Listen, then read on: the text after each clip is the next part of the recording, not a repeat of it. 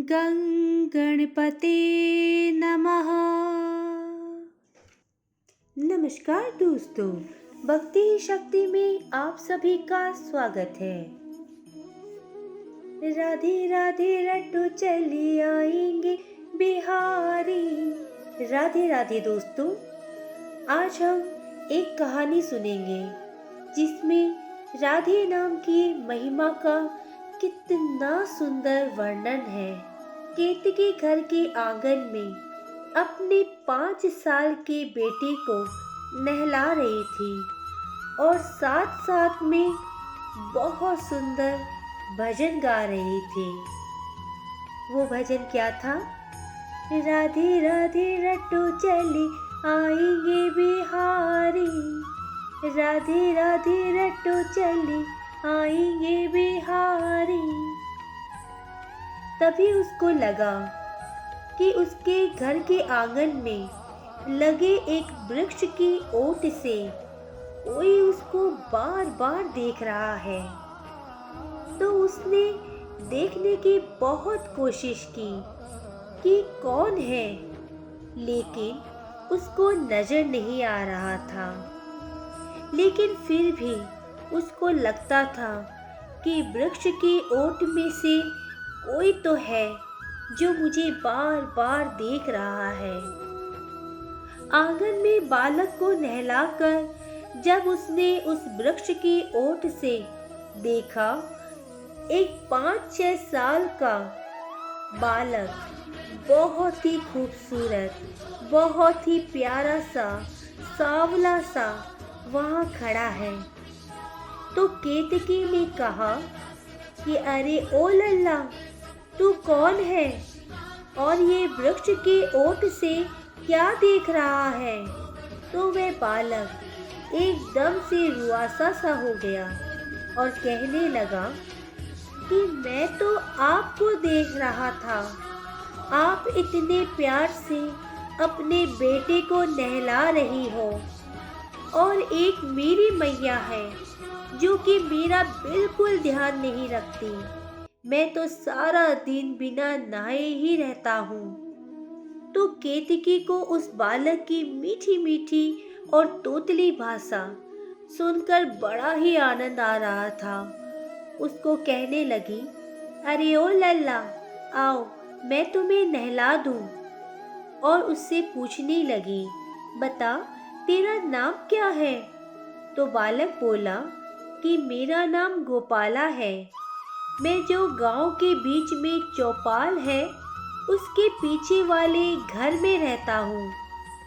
मेरी मैया को तो घर के कामों से ही फुर्सत नहीं मिलती। वे मेरा बिल्कुल भी ध्यान नहीं रखती और साथ में आंखों में आंसू भर लाया। केतकी को उस पर बहुत दया आई और उसकी भोली सी बातें सुनकर बड़ा प्यार आया और वह उसको आंगन में बैठाकर मल मल कर स्नान कराने लगी। तो गोपाला ने कहा कि जैसे तू अपने लल्ला को नहलाती हो वैसे ही नहलाओ। तो केतकी ने कहा, वैसे ही तो नहला रही हूँ गोपाला। गोपाला ने कहा, नहीं नहीं, साथ में वो भजन भी गुनगुनाओ। तो केतकी मुस्कुरा पड़ी और साथ में गाने लगी, राधे राधे रट्टू चले आएंगे बिहारी। उसने गोपाला को बड़ी अच्छी तरह से नहलाकर उसकी आंखों में काजल लगाया, बड़े सुंदर तरह से उसके बालों को संवारा और बोली, गोपाला क्या सुबह से कुछ खाया है? तो गोपाला बहुत बेचारा सा मुंह बनाकर बोला, ना काकी, मेरी मैया को मेरी फिक्र ही कहाँ है, मैंने तो कुछ भी नहीं खाया। केतकी को गोपाला पर बहुत दया आई तो उसने कहा, चलो आओ मैं अपने लल्ला को भी खिलाने लगी हूँ, तुझे भी भोजन करा दूँ। तो गोपाला जल्दी जल्दी जाकर केतकी की गोद में बैठ गया। केतकी एकदम से हैरान हो गई, ये बालक कितना नटखट है और कितना प्यारा है जो एक ही दिन में इसने मुझे अपना बना लिया। तो केतकी ने गोपाला को बहुत प्यार से खाना खिलाया। अब गोपाला बोला, काकी, अब मैं घर को जा रहा हूँ। मेरी मैया बहुत गुस्से वाली है। मैं देर से गया तो वह बहुत डांटेगी। अब गोपाला जा चुका था। अगले दिन फिर जब आंगन में बैठकर केतकी अपने बालक को नहला रही थी, तभी उसने देखा कि गोपाला फिर हाथ में एक बड़ी सी पोटली लेकर और पोटली के बाहर से टेढ़ा मेढ़ा होता हुआ पैर पटकता हुआ आ रहा है और उस पोटली को केतकी की गोद में रखता हुआ बोला, ये लो काकी। तो केतकी एकदम से हैरान हो गई और बोली, अरे गोपाला, इसमें क्या है? तो गोपाला बहुत बेचारा सा मुंह बनाकर बोला, अरे काकी, मैं क्या बताऊं, मेरे पास तो डालने के लिए कोई भी वस्त्र नहीं बचा, क्योंकि मेरी मैया तो इतनी आलसी है कि वो तो मेरे वस्त्रों को भी नहीं धोती, इसलिए आप ही मेरे वस्त्रों को धो दो।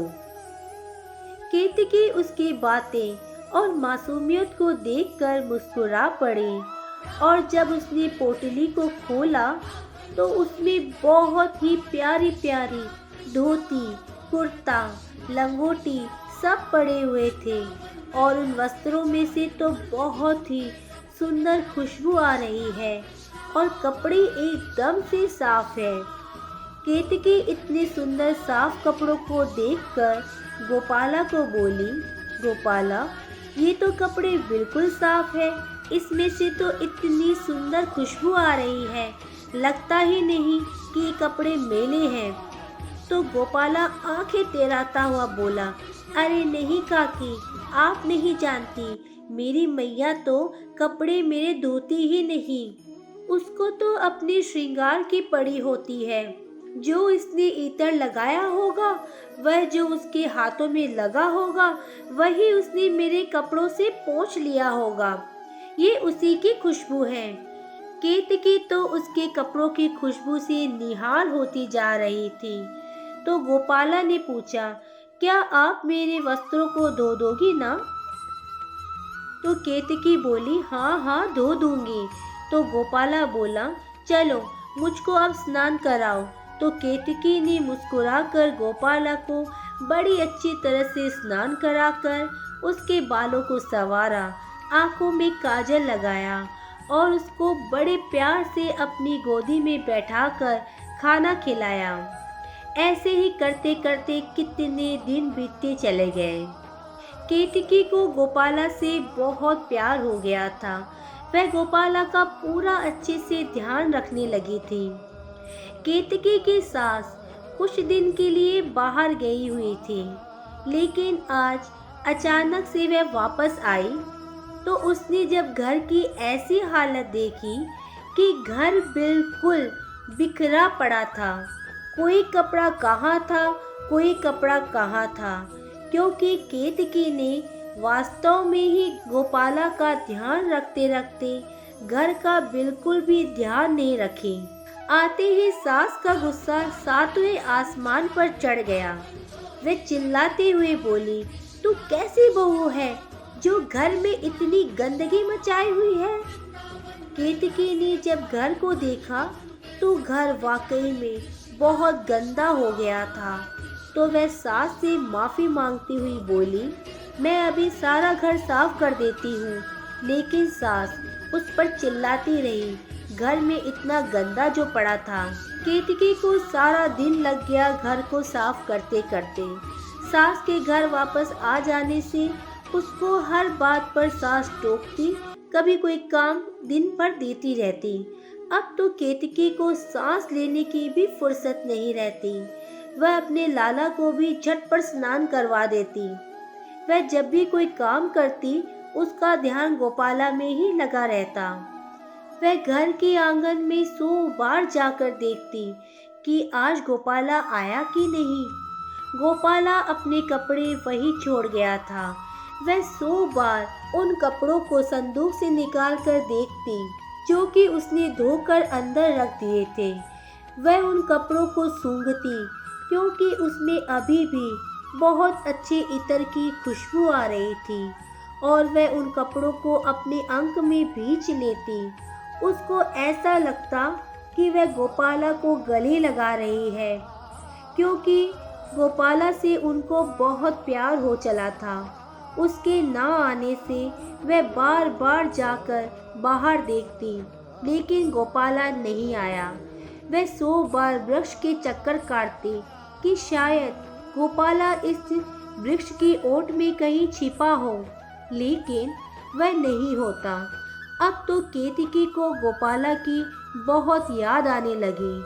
वह उसकी विरह में तड़पने लगी। उसके हृदय में विरह की अग्नि इतनी ज्यादा प्रज्वलित हो गई थी। उस अग्नि की तपन अब गोपाला को भी महसूस होने लगी। उसकी विरह वेदना को देखकर एक दिन गोपाला उसके स्वप्न में आया, लेकिन केतकी को ऐसा लगा कि वह स्वप्न नहीं देख रही, बल्कि गोपाला ही उसके पास है। तो उसने जल्दी से गोपाला को पकड़ा और उसे अपने अंक में भींचकर जोर जोर से चूमने लगी और कहने लगी, क्या बात है गोपाला, इतने दिन हो गए तू मुझसे मिलने नहीं आया? क्या अब तेरी मैया तुझे मुझसे ज़्यादा प्यार करती है? तब गोपाला हंसकर बोला, नहीं काकी, मैं तो रोज तेरा भजन सुनकर भागा भागा आता था। जो तू भजन गाती थी, राधे राधे रट्टू चली आएंगे बिहारी, वे बिहारी कोई नहीं, मैं खुद ही हूँ। क्योंकि जहाँ पर राधा नाम होता है वहाँ पर मैं भागा चला आता हूँ। और कितने दिनों से तूने ये भजन गाया ही नहीं, इसलिए मैं तेरे पास नहीं आया। क्योंकि जो कोई भी राधा राधा जपते हैं तो मैं वहाँ भागा चला आता हूँ। उसकी जीवा पर मैं स्वयं नृत्य करता हूँ। इसलिए जब जब राधा जपोगे तब तब मुझे राधा नाम संग पाओगे। केतकी अब एकदम से हड़बड़ा कर उठी और कितनी देर वह उठकर सुन्न होकर अपनी चारपाई पर बैठी रही और स्तब्ध सी हो गई थी। क्या वास्तव में स्वयं बिहारी जी मेरे पास आते थे? उन्होंने मेरे हाथों से इतनी सेवा ली। ये सोचकर केतकी को ये समझ नहीं आ रहा था कि मैं खुश हूँ या गोपाला के विरह में तड़पूं, राधे राधे बोलूं कि क्या करूं। केतकी तो बस बावरिसी हो गई थी। उसको समझ ही नहीं आ रहा था कि वह क्या करे, लेकिन अब उसको एक बात समझ आ रही थी कि अगर गोपाला को पाना है तो मुझे राधे राधे जपना होगा। इसलिए हमें अगर ठाकुर जी को पाना है तो राधे राधे बोलना ही होगा और ठाकुर जी खुद भागे चले आएंगे। इसलिए अब सब मेरे साथ मिलकर बोलिए, राधे राधे। बोलो, राधा रानी सरकार की जय हो, मेरे ठाकुर सरकार की जय हो। जय श्री राधे राधे। आज की वीडियो में बस इतना ही।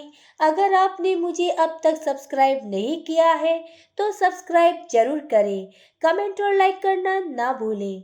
इसी कामना के साथ कि आप हमेशा खुश रहें, स्वस्थ रहें। नमस्कार।